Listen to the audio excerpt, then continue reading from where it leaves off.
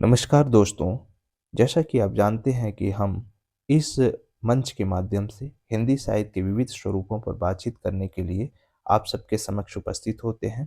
दोस्तों, आज हम जिस टॉपिक को लेकर आप सबके समक्ष उपस्थित हैं, वह टॉपिक है आदिकालीन जो स्थितियाँ हैं, जो उसकी विशेषताएँ हैं या प्रवृत्तियाँ हैं, उनको हम आज इस वीडियो के माध्यम से देखेंगे और समझेंगे भी।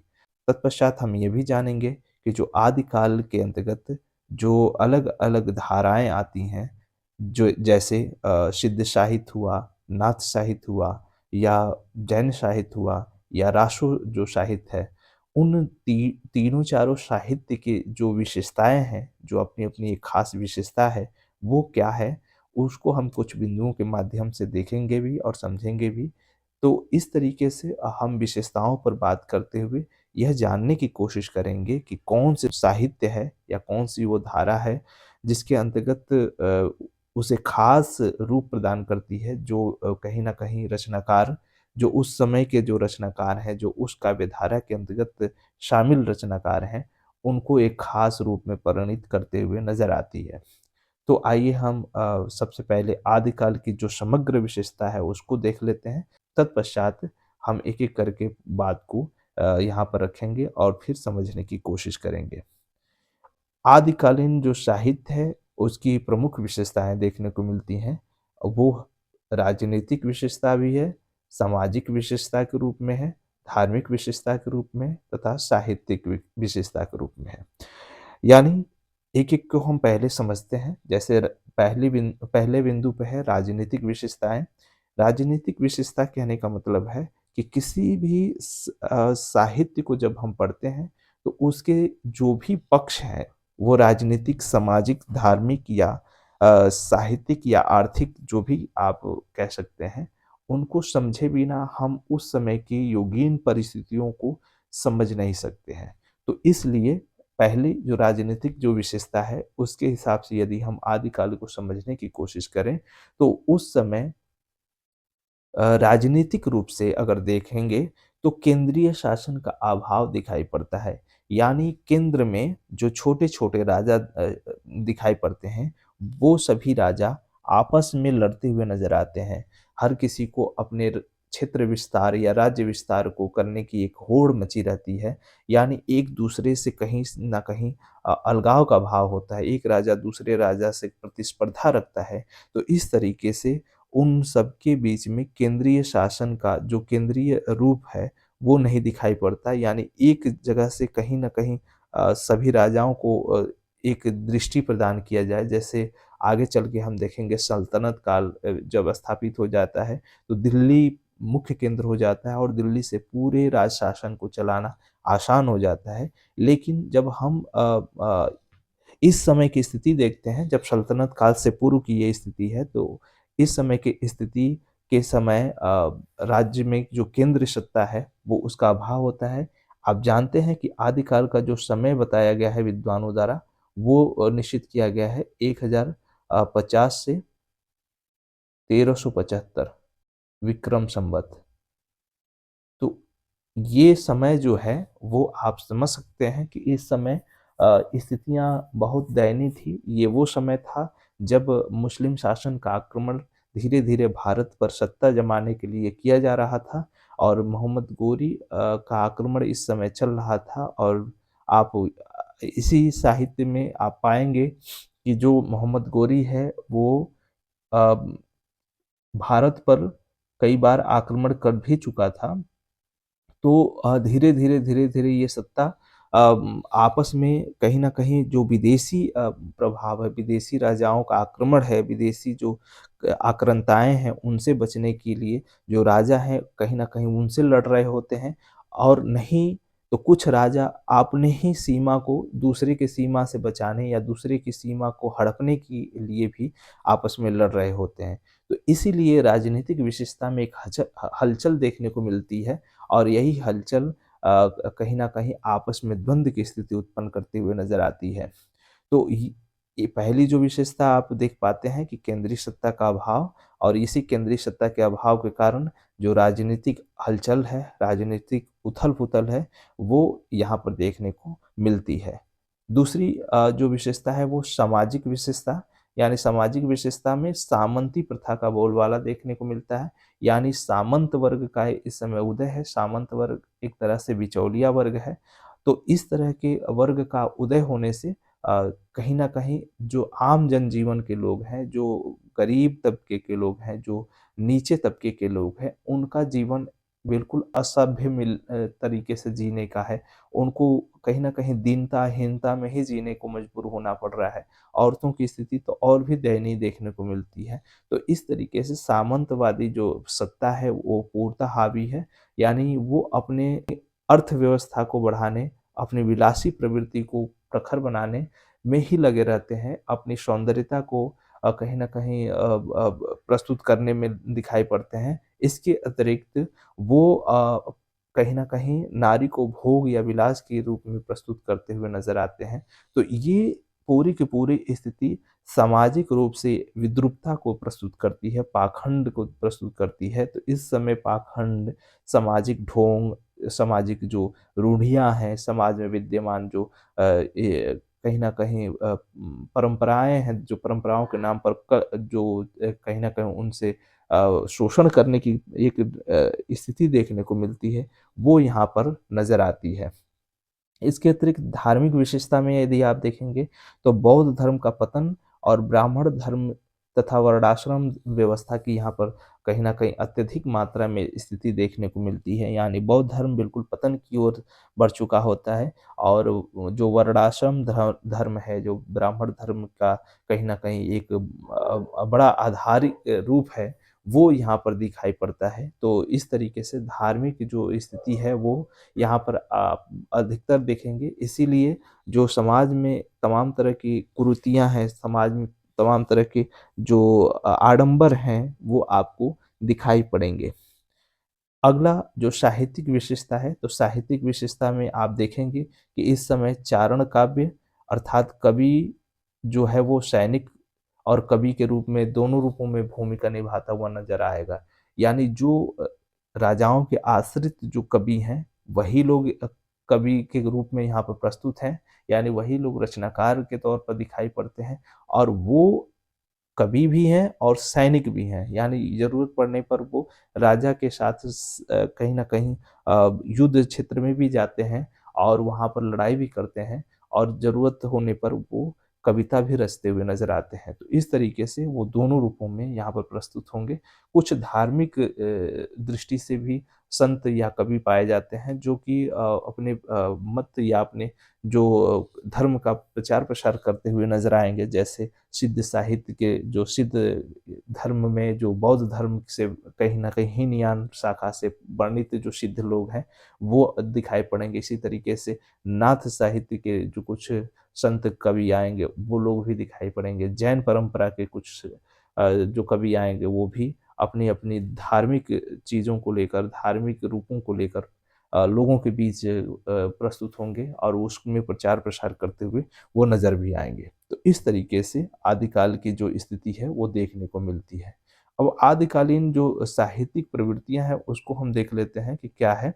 जैसे आश्रयदाता जो राजाओं की प्रशंसा है, आप उनसे हमने पहले भी ज़िक्र किया कि जो आश्रयदाता राजा हैं, उनकी प्रशंसा करते हुए कवि नज़र आएँगे क्योंकि उन्हीं के कहीं न कहीं क्षेत्र में रहकर, उन्हीं के आश्रय में रहकर कवि रचनाकार के रूप में कविता के का लेखन कर रहे होते हैं। तो इसीलिए वो अपने आश्रयदाताओं की प्रशंसा करते हुए नज़र आएँगे। इसके अतिरिक्त युद्धों का जो युद्ध होता है उसका यथार्थ वर्णन करते हुए भी नज़र आएँगे क्योंकि वो युद्ध क्षेत्र में स्वयं भी जाते थे और स्वयं जाने से वहाँ की जो भी स्थिति है वो आँखों देखी रूप में प्रस्तुत करते हैं यानी यथार्थ रूप में उसका प्रस्तुतिकरण करते हुए नज़र आते हैं। इसके अतिरिक्त ऐतिहासिक काव्यों की प्रधानता देखने को मिलती है, यानी ऐतिहासिक जो वर्णन है वो इनके काव्यों में बहुतायत मात्रा में देखने को मिलेगा। अगला जो बिंदु है वो है रासो ग्रंथों की प्रधानता, यानी रासो ग्रंथों की प्रधानता कहने का तात्पर्य है कि जो कवि राजाओं के कहीं न कहीं क्षेत्र में रहते हैं, राजाओं के कुल गुरु या राज्य गुरु कहलाते हैं।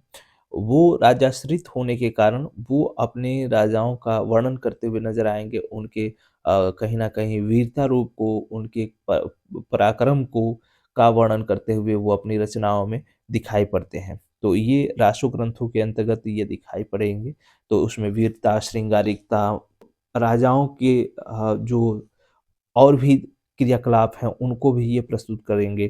तो रासो ग्रंथों में इस तरह के वर्णन बखूबी रूप से देखने को मिलते हैं। ख़ासकर प्रेम परक जो भाव है, जो राजाओं के बीच में देखने को मिलते हैं, तो वो यहाँ पर देखने को अधिकाधिक रूप में मिलेंगे। लौकिक रस की रचनाएँ देखने को मिलती है, यानी जो भी रचना है वो लौकिक रस यानी लौकिक जीवन से जुड़ी हुई देखने को मिलती हैं। राजाओं के प्रेम पूरक जो जीवन है, जो नायिका और नायक के बीच जो प्रेम उभरता हुआ नज़र आता है, प्रेम की जो स्थिति देखने को मिलती है, वो यहाँ पर अधिक रूप में देखने को मिलेगी। इसी के साथ अगला जो बिंदु है, उपदेशात्मक साहित्य, यानी ये साहित्य जो है उपदेश देते हुए, यानी कहीं न कहीं उन्हें सचेत करते हुए नज़र आता है। उस समय के जो भी स्थितियाँ हैं, उनको वक्तव्य करते हुए नज़र आता है। इस समय के जो धार्मिक साहित्य हैं, वो उच्च कोटि के दिखाई पड़ते हैं, यानी धार्मिक जो साहित्यों की रचना की ज गई है, ख़ासकर आप जैन साहित्य को देखेंगे, तो ये माना जाता है कि यथार्थपरक है और वो उच्च कोटि की रचना इसमें देखने को मिलती है। तो ये जो उपदेशात्मक जो साहित्य का रूप यहाँ पर देखने को मिलता है, इन्हीं साहित्यों के रूप में नज़र आता है। जैसे धार्मिक जो ग्रंथ लेखन कार्य हुए, चाहे वो नाथ संप्रदाय के हों, चाहे वो जैन संप्रदाय के हों, उनमें कहीं न कहीं उपदेशात्मक जो भाव है वो देखने को मिलता है। इसके अतिरिक्त जो फुटकल साहित्य हैं, वो देखने को मिलते हैं। फुटकल साहित्य में अमीर खुसरो हुए, विद्यापति हुए, इसी तरीके से रोडा कवि हुए।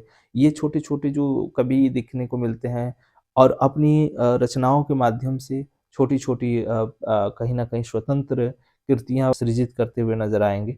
तो ये फुटकल रचनाएँ भी यहाँ पर देखने को मिलती हैं। इसके अतिरिक्त जो प्रबंध का महाकाव्य और खंड काव्य है, वो दोनों रूप देखने को मिलता है, यानी प्रबंध जो रचना है वो प्रबंधात्मक भी देखने को मिलती है और मुक्तक रूप में भी वो लेखन के रूप में देखने को मिलती है। यानी लेखन के क्षेत्र में प्रबंध और मुक्तक दोनों शैलियों का प्रयोग रचनाकार करते हुए नज़र आते हैं। तो इस तरीके से जो हम आदिकाल की जो समग्र रूप है, समग्र जो स्थिति है, उसको हम बखूबी देख पाते हैं और समझ पाते हैं। अब हम आदिकालीन जो सिद्ध साहित्य है, उसको उसकी जो विशेषता है, उसकी जो प्रवृत्ति है, उसको हम देख लेते हैं। क्योंकि आदिकाल के अंतर्गत सिद्ध साहित्य, नाथ साहित्य, जैन साहित्य तथा रासो साहित्य, ये 4 साहित्यों की अलग-अलग कोटियाँ देखने को मिलती हैं। तो हम चारों कोटियों को एक-एक करके समझ लेते हैं, तभी हम बात को अच्छे तरीके से समझ पाएँगे। सिद्ध साहित्य की जो प्रवृत्ति है वो मुख्यतः देखने को इस तरह से मिलेगी कि उसमें देहवाद या काया योग का महिमा मंडन किया गया होता है और सहज साधना पर बल दिया गया होता है। यानी जो सिद्ध साहित्य है, सिद्ध साहित्य आप जानते हैं कि बौद्धों की हीनयान शाखा से इनकी उत्पत्ति हुई है। तो ये 84 सिद्ध हैं, 84 सिद्धों की अपनी एक परंपरा देखने को मिलती है और ये जो इनके बीच जो प्रवृत्तियाँ देखने को मिलती हैं, उसी का यहाँ पर कहीं न कहीं बिंदुवार वर्णन हो रहा है। तो देहवाद यानी जो काया योग है, यानी शारीरिक जो काया है, उसके ऊपर ये लोग कहीं न कहीं बल देते हैं और महिमा मंडन की ओर सहज साधना पर बल देते हुए, यानी ये इनका मत है कि कहीं न कहीं जो योग की भावना है, जो योग समाधि के रूप में है, उसको कहीं न कहीं साधना रूप में प्रकट किया जाए, तो हम मोक्ष के करीब पहुँच सकते हैं। मोक्ष यानी निर्वाण के रूप में हम अपने को पारंगत पा सकते हैं।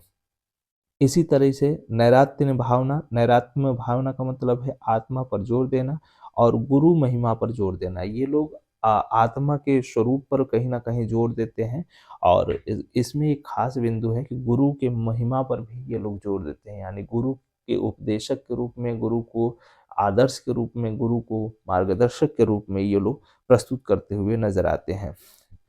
इसी के अतिरिक्त तंत्र साधना पर अधिक जोर देते हैं। तंत्र साधना इस समय के चमत्कारिक रूप है, जैसे जादू टोना तथा तांत्रिक चमत्कार, इस तरह के वर्णन करते हुए नज़र आते हैं। तो ये साहित्यकार तांत्रिक रूपों को यानी तंत्र साधना को प्रमुखता प्रदान करते हुए भी नजर आते हैं। इसके अतिरिक्त है साधन पद्धति में शिव शक्ति के युगल रूप की उपासना करते हुए नजर आते हैं। इनका मत है कि अगर शिव और शक्ति दोनों मिलकर ही इस सृष्टि का निर्माण करते हैं, तो इसीलिए ये अत्यधिक रूप में शिव शक्ति के युगल रूप की ही उपासना करेंगे और उपासना करते हुए ये नजर आते हैं। इसी तरीके से जाति प्रथा एवं वर्णभेद जो व्यवस्था है उसका कहीं न कहीं विरोध करते हुए नज़र आएँगे। यानी समाज में जो कुरीतियाँ हैं, जो जाति के आधार पर कहीं न कहीं शोषण है, जाति के आधार पर ऊँच-नीच का जो भाव है, उसका कहीं न कहीं ये विरोध करेंगे और साथ ही साथ जो वर्ण व्यवस्था से जो जन्मी जो कुरीतियाँ हैं, जो रूढ़िवादी जो समस्या है, जो पाखंड है, उसका भी विरोध करते हुए नज़र आते हैं।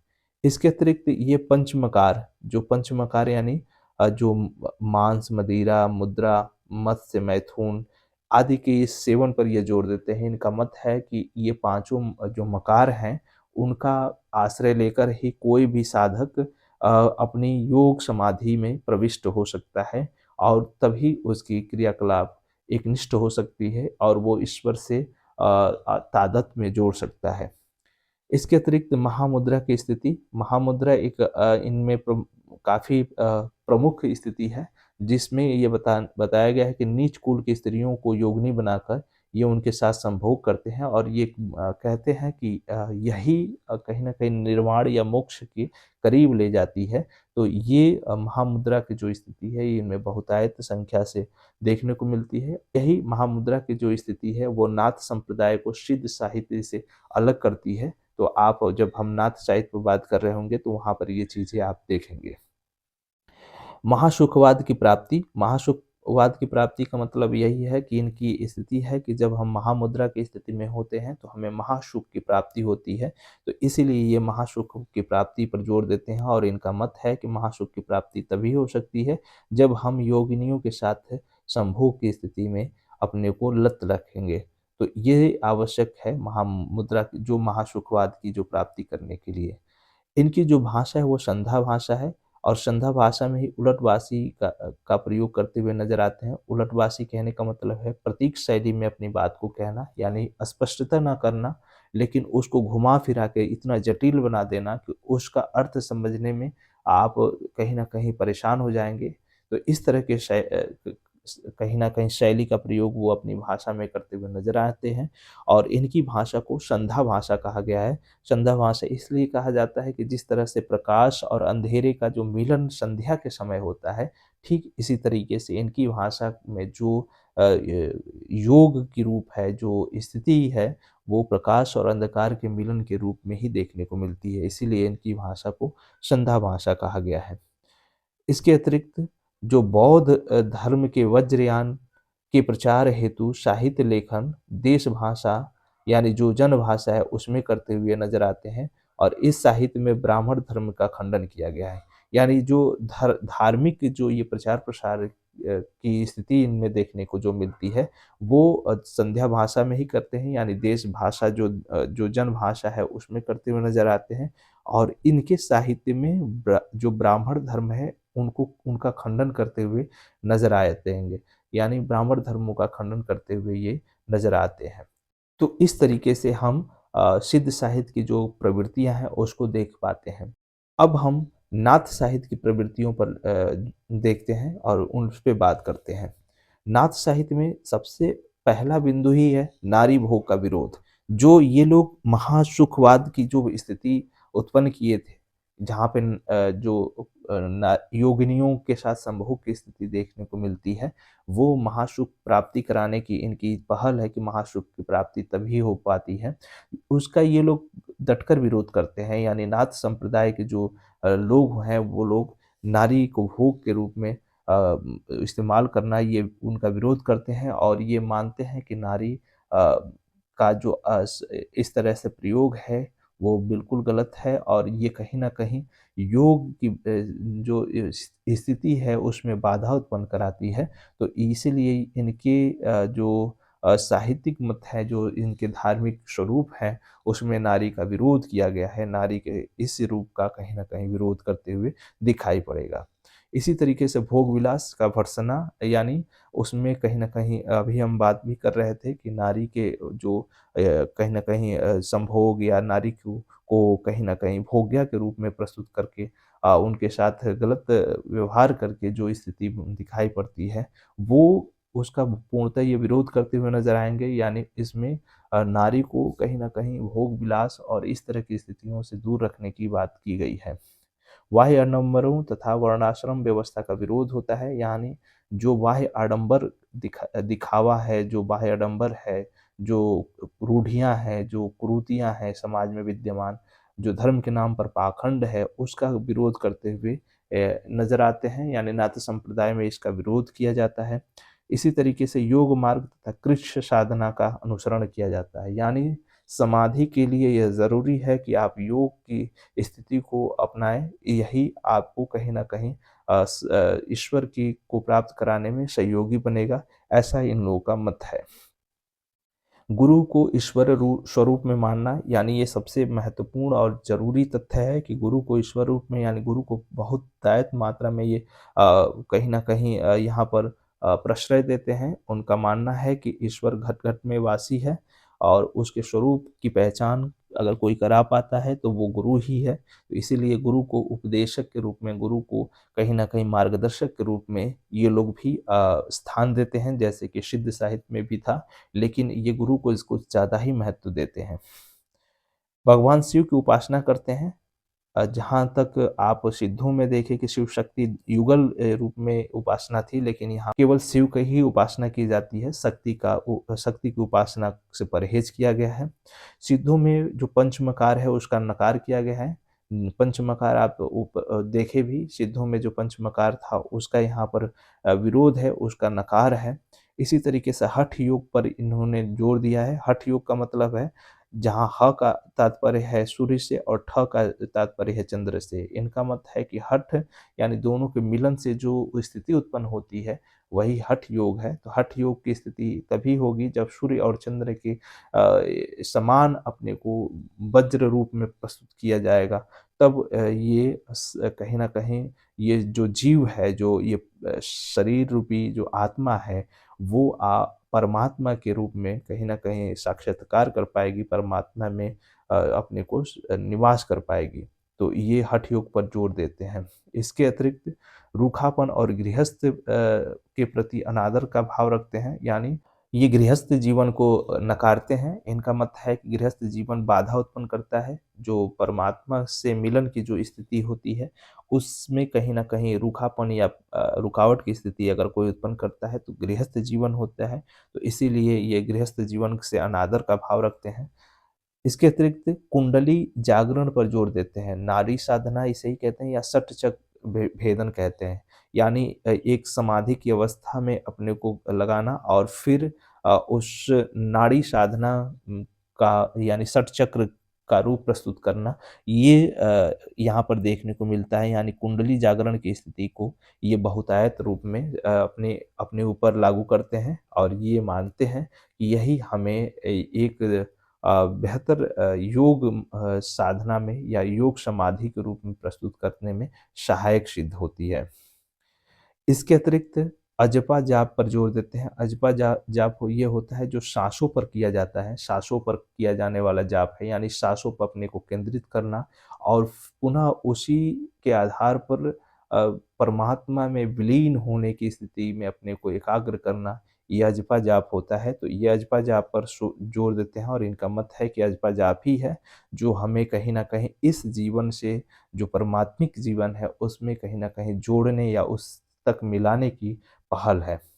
तो इस तरीके से हम नाथ साहित्य के कुछ विशेषताओं को, कुछ प्रवृत्तियों को, कुछ बिंदुओं के माध्यम से देख और समझ पाते हैं कि किस तरीके से वो नाथ संप्रदाय के और जो सिद्ध संप्रदाय है उससे नाथ संप्रदाय को अलग करते हुए या उससे कहीं न कहीं अलगाव के रूप को प्रस्तुत करते हुए नज़र आती है। अब हम जैन साहित्य की प्रवृत्तियों को देख लेते हैं। जैन साहित्य की प्रवृत्तियाँ किस तरीके से नाथ और सिद्धों से अलग देखने को मिलती है।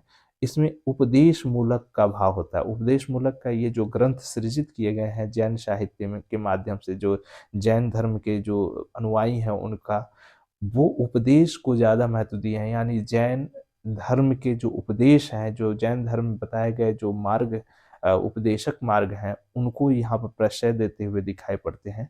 साथ ही तत्कालीन स्थितियों का यथार्थ चित्रण करते हुए दिखाई पड़ रहे हैं। यानी जो तत्कालीन, जो इनके समय में, समकालीन समय में जो भी घटनाएँ घटित होती हैं, जो भी स्थितियाँ उत्पन्न हो रही होती हैं, उनका यथार्थ चित्रण इनके साहित्य में देखने को मिलता है।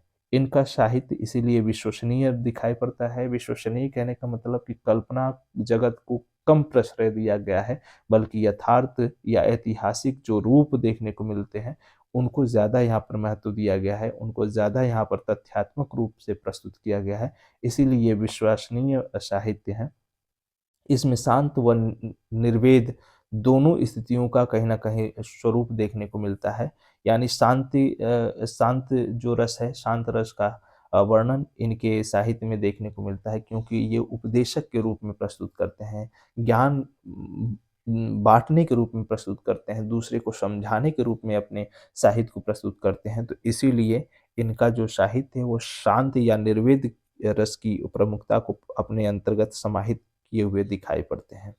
इसी तरीके से काव्य रूपों की विविधता यहाँ पर देखने को मिलती है, यानी इनके काव्य में विविध रूप देखने को मिलते हैं। केवल एक रूप या एक ही शैली, एक ही भाषा, एक ही भाव देखने को नहीं मिलते, बल्कि वो कई रूप देखने को मिलते हैं। जितने भी रूप आप देख पाते हैं, वो सभी कुछ यहाँ पर देखने को मिलते हैं। इसके अतिरिक्त लोक भाषा की प्रतिष्ठा है, यानी ये जनभाषा के काफ़ी करीब हैं। ये लोग जो आमजन के जीवन में जो बोली जाने वाली भाषा है, उस भाषा का ये लोग प्रयोग करते हुए अपनी रचनाओं में दिखाई पड़ते हैं।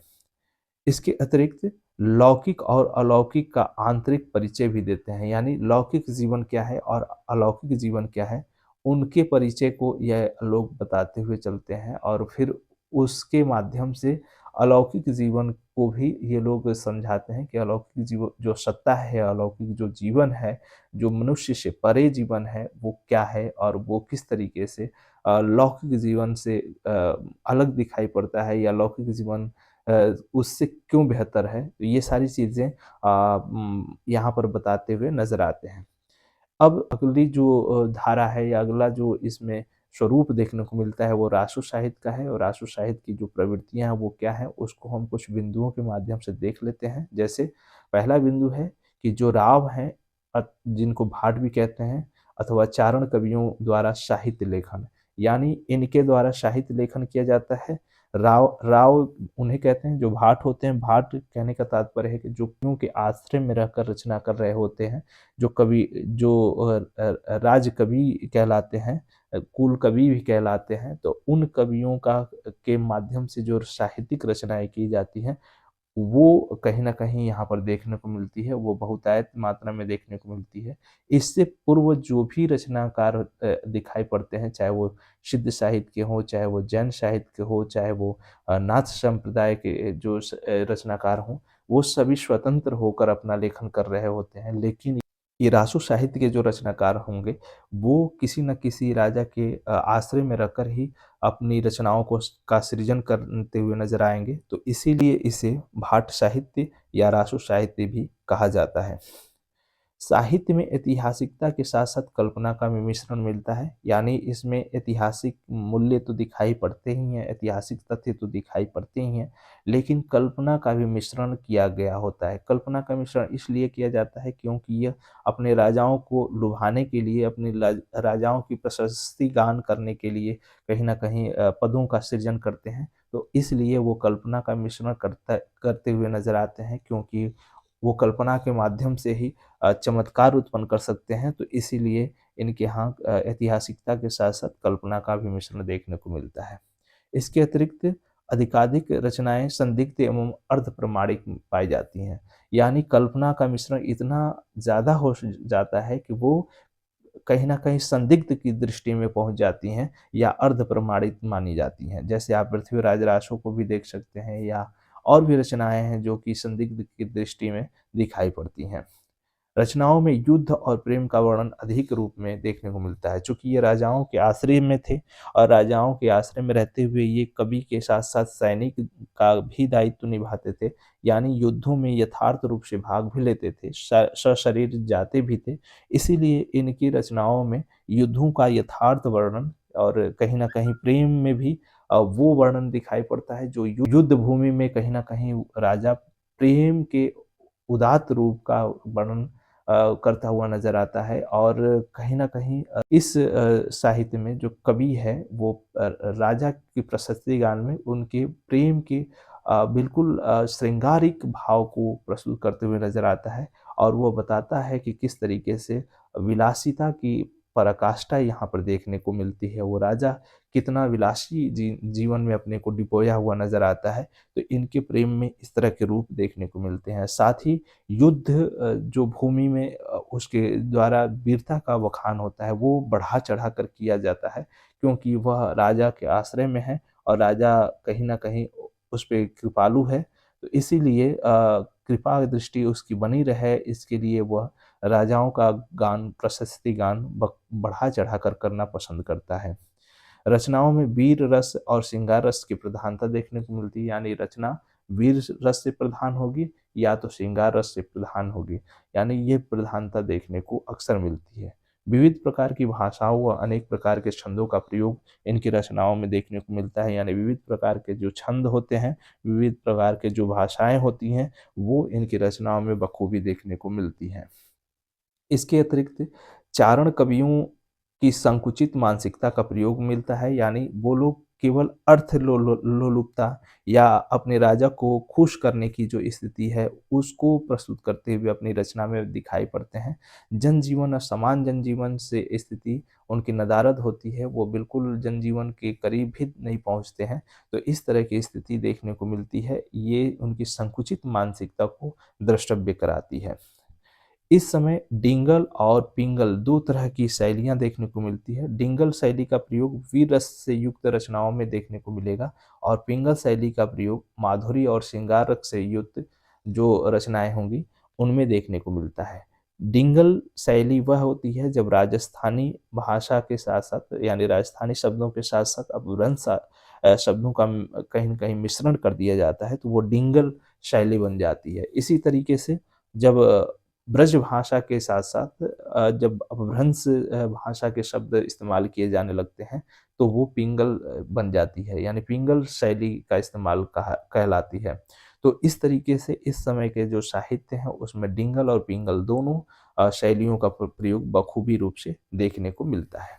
तो इस तरीके से हम कुछ बिंदुओं के माध्यम से जो आदिकाल की जो प्रमुख जो धाराएँ हैं, उनके विषय को देखते हैं, उनकी विविधता को देखते हैं और समझने की कोशिश करते हैं कि किस तरीके से वे एक-दूसरे से भिन्न दिखाई पड़ती हैं। तो इस तरीके से मुझे आशा है कि ये बिंदु आपको कहीं न कहीं ज्ञानवर्धन की दृष्टि से और परीक्षा की दृष्टि से कहीं न कहीं लाभदायक सिद्ध होगी। इसी उम्मीद के साथ आज की क्लास को हम यहीं विराम देते हैं। पुनः एक नए टॉपिक को लेकर अगली क्लास में मिलकर आप सबके समक्ष उपस्थित होंगे। तब तक के लिए विदा दीजिए। फिर से मिलेंगे। धन्यवाद।